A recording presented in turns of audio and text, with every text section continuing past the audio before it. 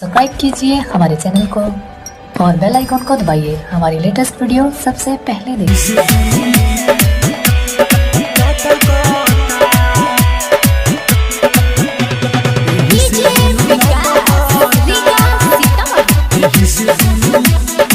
माँ Vaishno recording studio Delhi.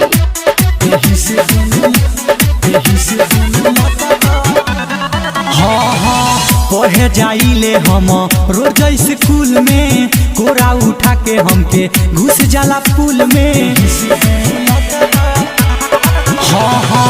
पढ़े जाइले हम रोज स्कूल में, कोरा उठा के हमके घुस जाला पुल में।